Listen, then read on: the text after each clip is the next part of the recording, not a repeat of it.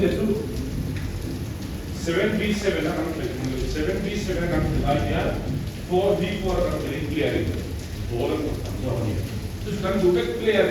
no kamu player ini ni zilki kan dua tu bola zilki no an ball to kan tu ini tak terus tu SSC kan tu jopo le player ni ball ini ball kan ane kama itu mai pela ba bola akem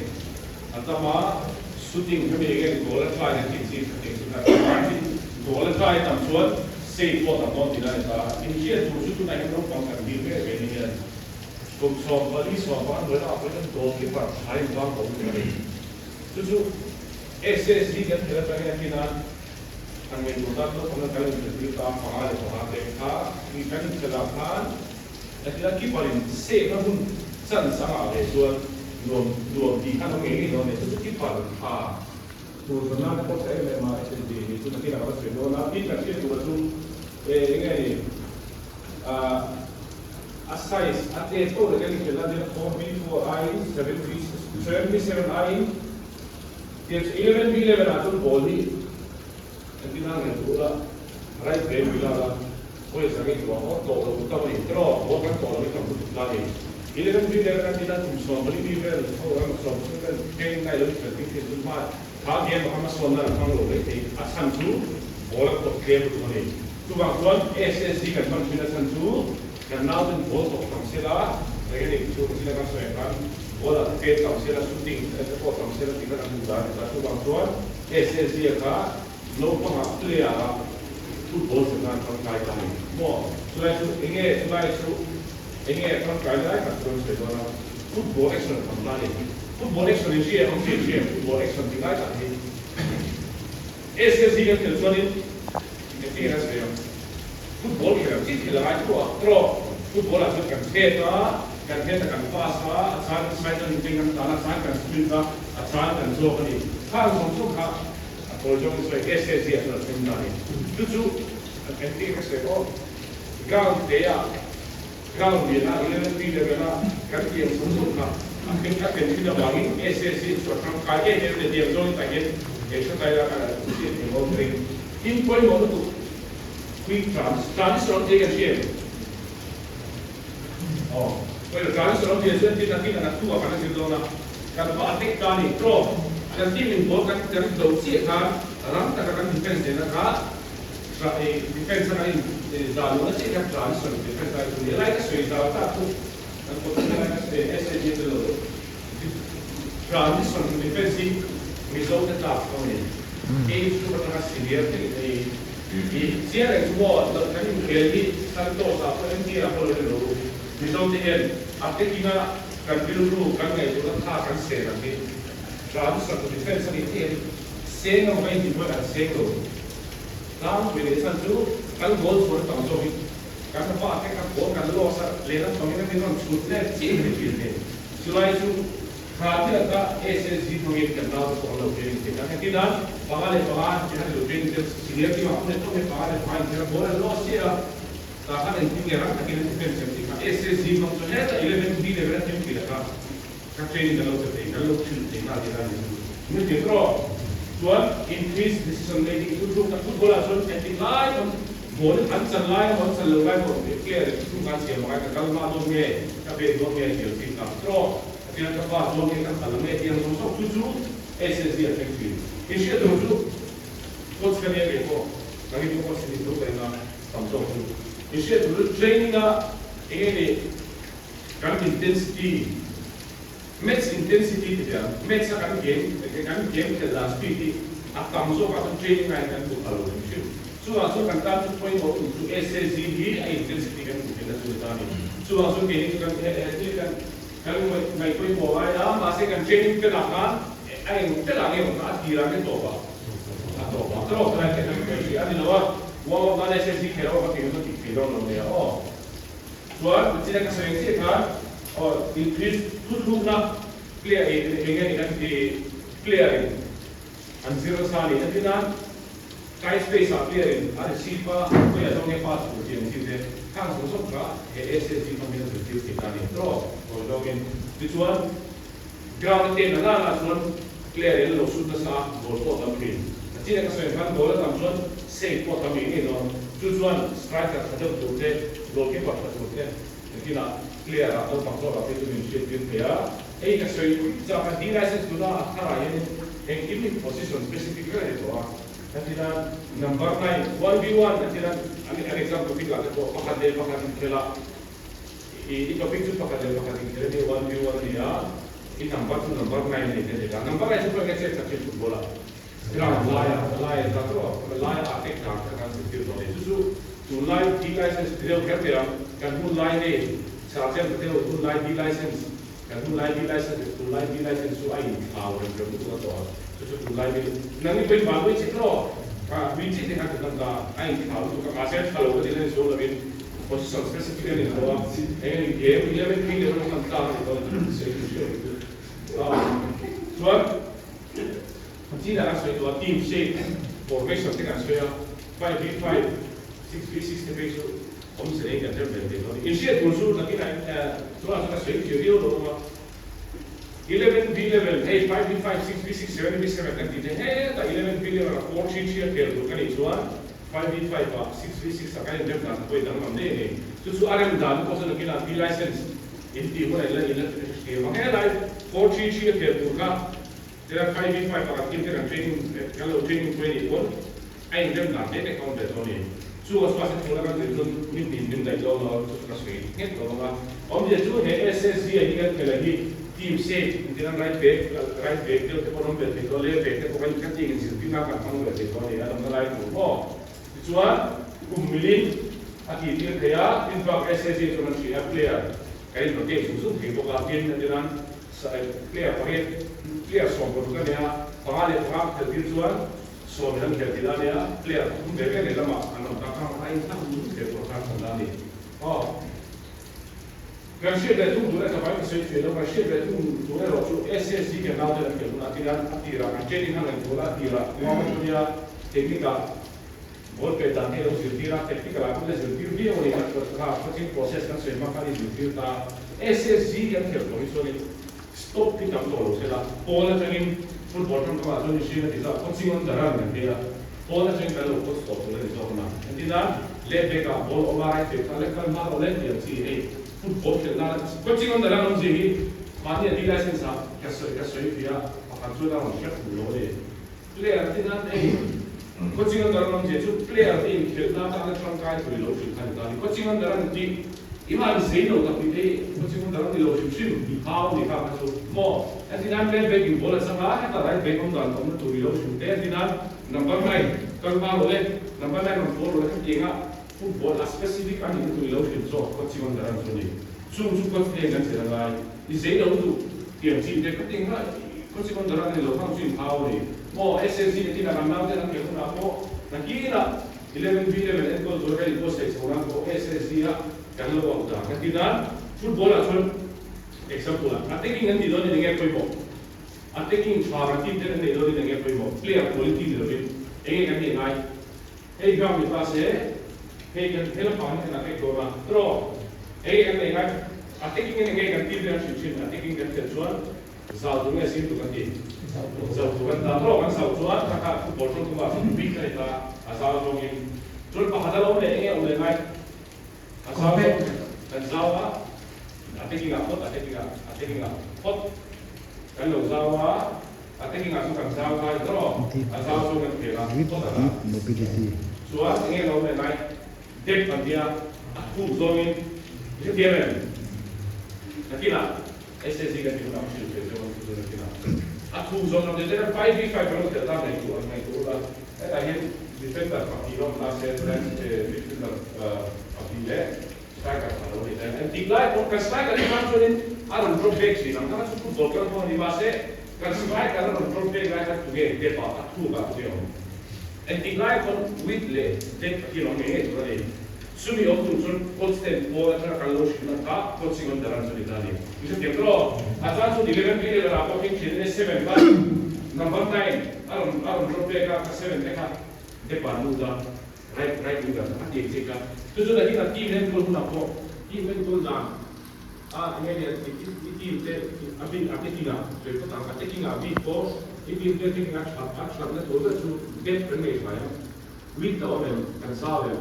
mo kan di zone pass tu kan di zone pass tu kan di hang lai tu cumi ni zone itu ya kan lo sila tu kau cuma dalam cumi ini dia tu tu kan cumi sila cakap tu kami SSC kan kita kan saya kan tension dulu ke kan kita lah depan pas so with the omen depan pas tu kan di lai ani lah internet family yang dinan tu pada wala lo siam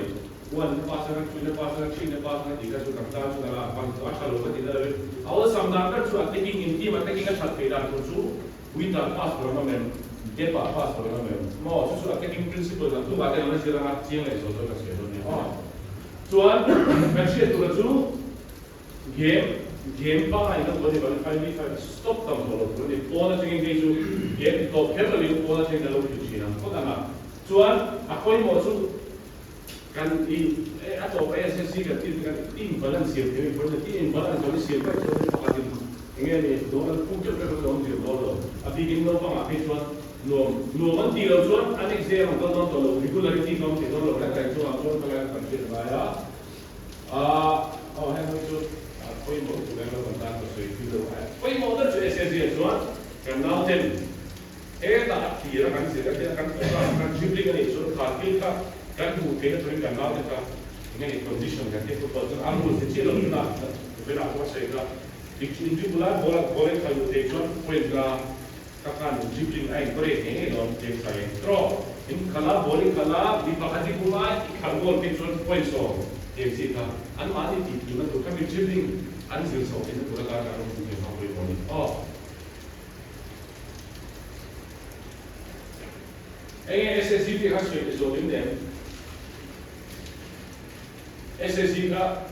भी सोचते चंदी बाबा के लिए बाहर है बाहर के तो चंदी लोग बिना करके तो कोई मो SSC का अक्सर है SSC पूरा काम कर ही नहीं तीना 11 फील्ड में करने बिना करके तो मैं तीना इन सीनियर के बहुत अच्छी खेलवाड़ तो भी सीना अंदर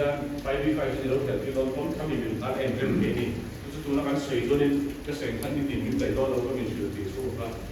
आज इसे sui तो का 5v5 di kalau kita 11 billion kata tiket kami di situ. Kita clear kan dari orang tiket ini 5v5 kami local kami tiapkan kilometer kan cerita soal saya itu. Ini ada mulai kan kan Allah program saya.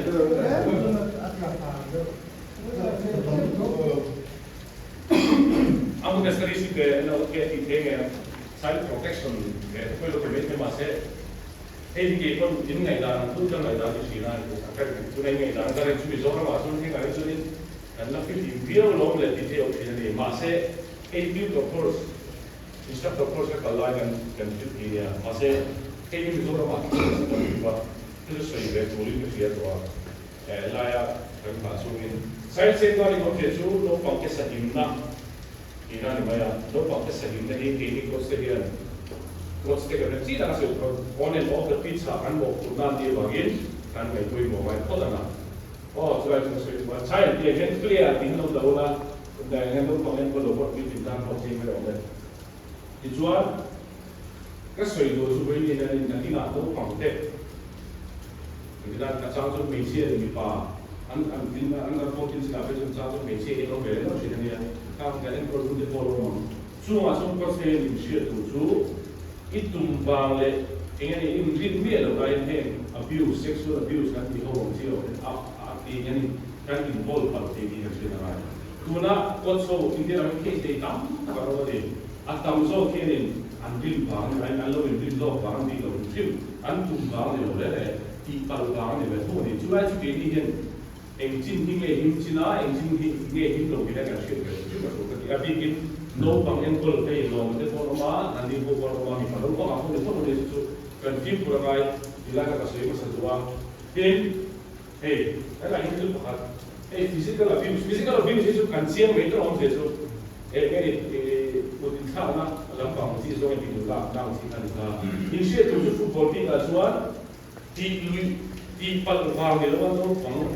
kan pa dia ma emo no pang ngani kan pa ti na shim maka meeting zone kan kan ti na physical abuse ni coach kan tim ka kan ti la no ke ti mang lo wa tin tu na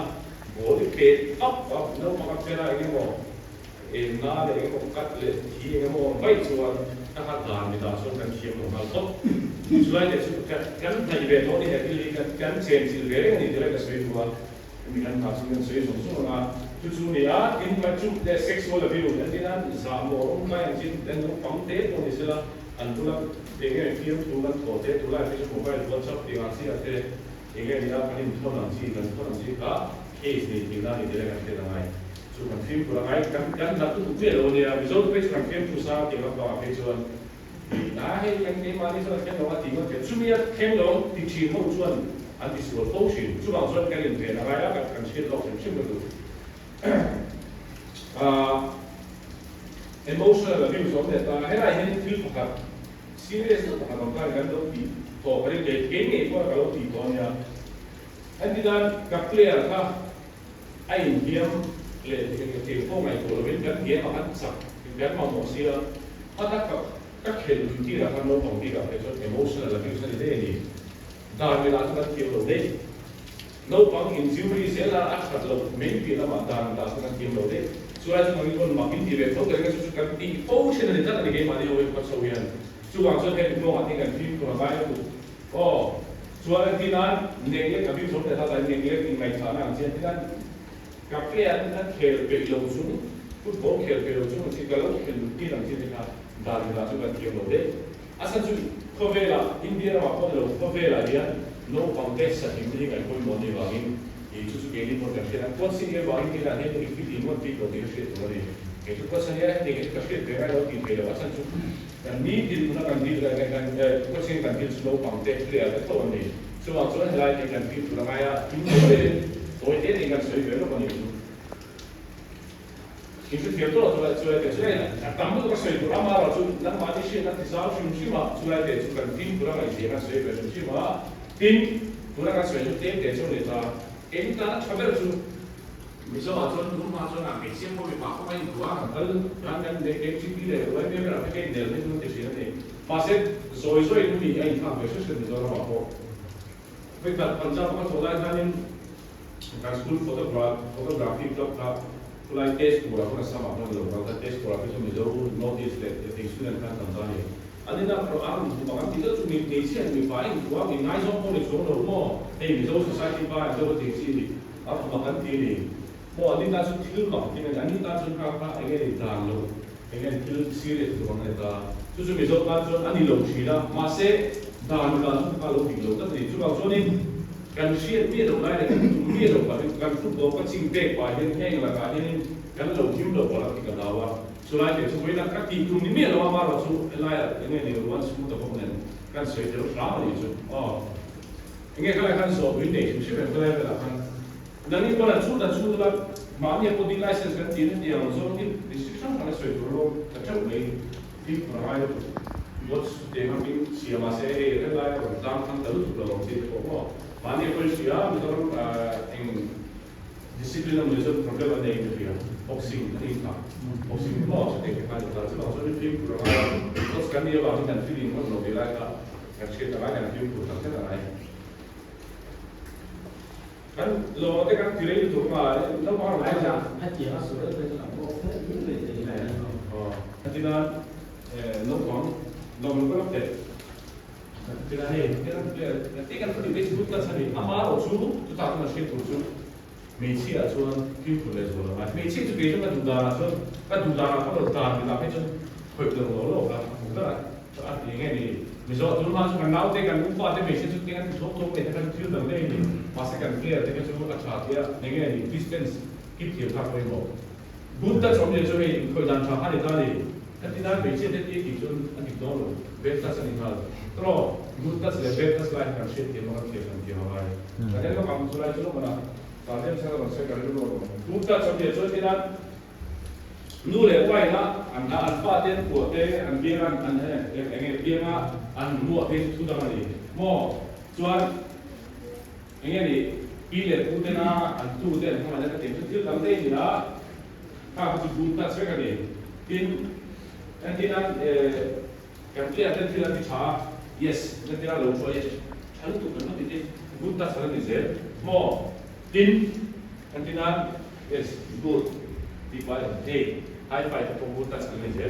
kan ju thil poi lo tu rangai ni ama ro ju break touch sam le ta ni hey dia no pom kit dia no pom ni tinga ting to ben ang chi te mo nek ang chi te hey an mu ko sim chi te mo dia no pom chi ti poi ni yang ma chi se ro te kan ti chi yang zo ka thiếu gì đó tốt của người bị phá không sẽ biết cover swim suit. Các sinh người sẽ cover by swim suit để sẽ tiền rồi. Các xã thì swim suit các cover tiền tiền một số, anh private part để tiền gì, mà anh sẽ tiền rồi swim suit bị phá, có mấy xe có mấy số này. So that is one shit that is our. Apa kalau shit tu cuma seorang yang cover rolling kan kalau biasa tu ah, so orang ni kan nama sondong, so asal tu nak kan kalau ni, orang kaya. So itu tu orang tu, pun ni saya orang kaya lagi kan. Nanti lah film tu ni orang ni ah, di license sangat kena nanti tu boleh saya orang orang tu kehi license kehi tu macam ni lah, keju ini nama adi license in past kehi orang tu itu macam mana tu mana. Result same put, result same put cuma itu amaran cuma ni course license permission ketu macam AIF kan kita, itu MFA kan dia namanya. Ani lo saya tu ni ngat itu kira cuma license nanti kan ni. So itu semua, tu orang orang kan le, sorry tu ni jadi kan ni. Pasal kan tim game cik orang ni kan mungkin suap malu, dia kan ramai kan jalan kan, malu ramai. License saja ni course ni kan kan sikit ni. Tapi nak dia share di jauh saya tu le. Course saja ni share simsim tu, so license itu akal macam tu nanti kesu itu kerana ni ini kau pulang tinggal name lo dia, aku dia cakap bisa atau yang share dengan bunyi dia. Course saja dalam dek tu pas failing kerana tim ini, dia participants orang di fail tu kalau tanda name lo, tim ini pun akan ada momen using tu saya kan result itu kan dia bagian Tepo yang ni yang kayak tu kayak mana kan kiam mana ini besok dia orang sok sila ini pun mana kan itu tahu tak sih telco kita di license pas bawa tinggal dan dia tim kayak mana di license course mana itu maksud di license mana kelak loh servis tu apa ni instructor kan kita bikin misalnya itu kita ni channel mana tu kan instructor tahu nak kan soilo tu dia kalau soilo kita exam kita tengah pun channel mana tu kan bawa tinggal kan ni nanti ko tuna kan license kan itu ni cuma ni tuna kan soal itu orang tidak ini lo wifi baru lah ini ni classroom bela ini orang sih kan kalau file ni orang apa ceng file ni action agent ceng sampai sampai file kan dia orang cerita tu orang tu ikut kan itu sudah kira license itu tanda tuna ni itu kan itu karena tidak dia orang kan akan mengapa ini kan saya betul di license asal practically exam ni tapi ni tu asal Jadi kan praktikal 1v1, 2v2 kan kita lakukan itu. Sudah pas tu, engkau dah pas ada ni maya. So praktikal 2v tu SSG itu kan, SSG game method 5v5, 4v4 belakan ini topik mina correction lo sih dulu kan. So correction sih dalam kalau mampu, ini share sih dalam asal tu kan. Nanti kan ilau ega, yang zohan tinggi kita tu tinggal. Stop zohan yang mana kan? Isil via dah kan tinggal jom kai ke demo itu demo so kan start tu ne itu sila tu rehearsal kan dah kami proses kan ngai pun mulai membuka kami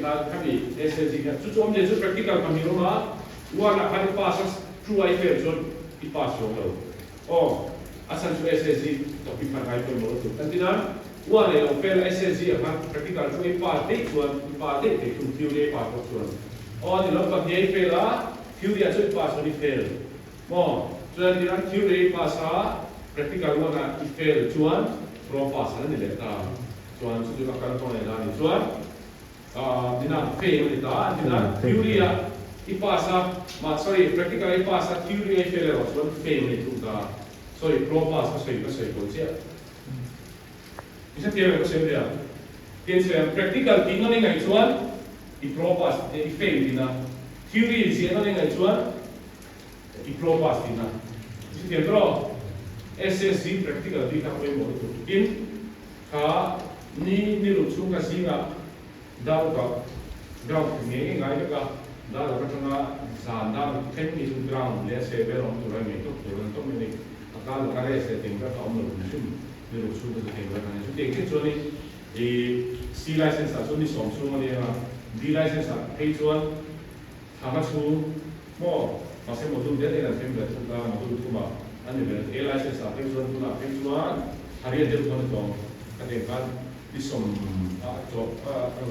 리som 아주 중요한 좀 리som 이게 바리에 되는다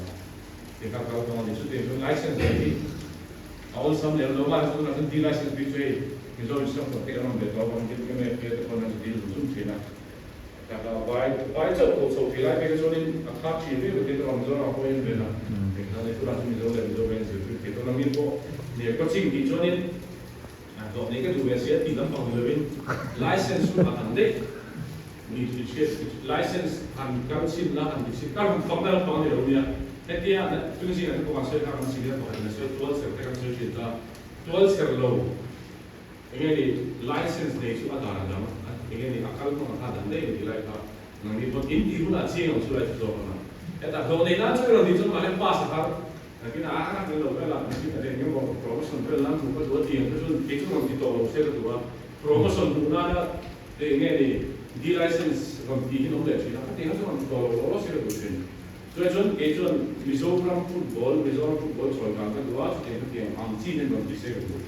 Ani tujuan yang kang apa di license kan tahu, ini sercuk sih di license anu pas dua man le tesi lah kan kamu tu mo. Soal nanti po ini kira di license on itu nak po ini itu bang lah, poisai lo ni pun anti repo ni lah ini kan kan ini yang langsung kan itu lah. Ani tujuan di license ni, kan kalau di kat kecil lah boleh. Kasi yung dimang timbering, kaya mo puro mga timo tingkan nila lo. Nasa sim di suang, pwede nga kaya tapos lumagan mo. So kapag hindi ka tisuan, hindi ka tisuan, hindi ka tingnan mo mula ta kami lo. So pues ako na di license man tao kan tama sa mo nito na yan. So from tibero ta kung mapusin tila so sila tamo mo. So ito ko sa iyo. Le, ito yung hindi ang kasiเราจะเชื่อถือผมว่าในแบบนี้ว่าทุกขั้นตอนการสื่อเขาตัดครับเทรนนิ่งตัวขนาดโลกนักสังคมเนี่ยจะเป็นนักตุกะตัว practical แล้วเราอีกตัวนักการพัฒนาช่วยในการ passing และ receiving มันของที่นั่นที่แบบต้องไปดัดส่วนจุดลิงกันเกี่ยงช่วยที่เนี่ย training ได้กันทำด่านเองที่เป็นการสื่อว่า training ได้กันที่นั่นที่เราสื่อมาเนี่ยอัพจริง correction ได้สิ่งที่พวกเองเสียเป็นที่สื่อกันด้วยนั่งวันนี้เนี่ยชุดที่เราตัวซึ่งที่เราอีกเนี่ยที่เชื่อเราเราดูเต้นเนี่ย我觉得应该是可以看一下，他你刚刚我就提啊，主要他有那些门店啦，有的你看不了看，还是分我的啊，你嘛你然后人家说读啊，后面你干这高兴点咯，你懂吧？对啊。他你我感觉是男生他这样กันเสร็จกันเป็นสิ่งหลังให้กันเขียนตัวว่าชื่อเงี้ยรู้เป็นสิ่งเงี้ยรู้อย่างที่เนี่ยใช่เด็กใช่การที่ท่านเสร็จที่เงี้ยเพื่อจะได้การค่อยก็ได้ค่อยก็ได้เสียมาถ้าเด็กที่เขาทำอีกทีก็ครับอันนี้ช่วยกันตุ้มช่วยเลยโดนไม่รู้ทีม defending ต้องแต่ละตัวอันนี้อามุเตอร์ทำเสร็จทำส่วนทีม defending มันดีนะเบรกฟอร์กันนี่ละอันที่เงี้ยกันทีมกัน defending กันเราสุดที่ต้องตาback forward kan kadang midfielder kan dalu tanga forward kan dalu tanga so to pa 11 feet kan kai forward na so me chuti sila mo men to mase ke mati kan dayenge som di mati kan kai na player cũng cần thấy mấy đồ mà cái này phải dùng sôi tụt lên na tu baso di 11 feet 11 defending ti kan tung sila so me kan ti dalu so defending back forward striker midfielder men apa istilah dengan tinggal susu kecil kasoi tidak kasoi mo kata atakin kan di sini nama kita ni asoi kan putih itu dengan itu kalau orang kaki tapi strong lihat ni cuman mulai tak kami kayak saya jujur kami ni soal bahawa beda macam kami belum. Ini kalau tahu info belum itu kau bertanya kalau itu apa ini